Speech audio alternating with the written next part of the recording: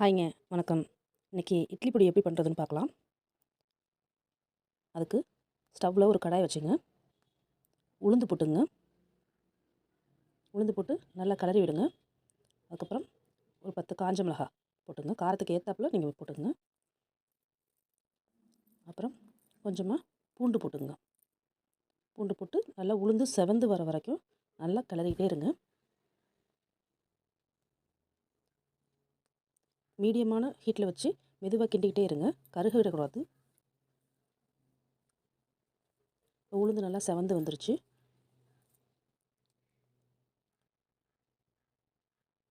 இந்த டயத்தில் உளுந்தை எடுத்துருங்க.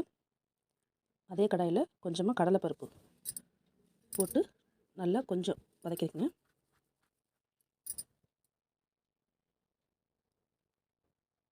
கடலைப்பருப்பு கொஞ்சமாக செவந்ததுக்கப்புறமேலு அதில் மிளகு, ஜீரகம், தனியா 3ம் சேர்த்துக்கிறேன்.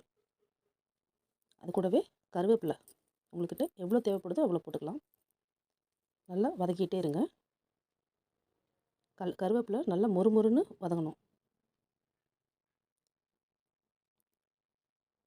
அதுக்கப்புறமா அரிசி போட்டுக்கிறேன்.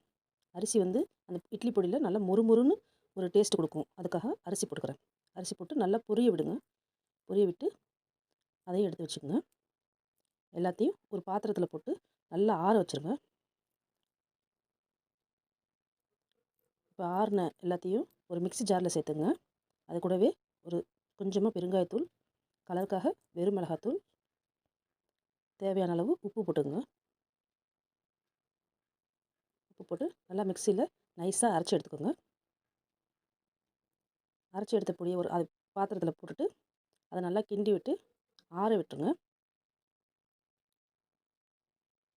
நல்லா ஆறினதுக்கு அப்புறமேலு ஒரு ஈரம் இல்லாத டப்பாவில் அதை மாற்றி வச்சுக்கோங்க. அவ்வளோதான், இட்லி பொடி ரெடி. இந்த வீடியோ பிடிச்சிருந்தா லைக் பண்ணுங்கள், கமெண்ட் பண்ணுங்கள், சப்ஸ்கிரைப் பண்ணுங்கள். தேங்க்யூ.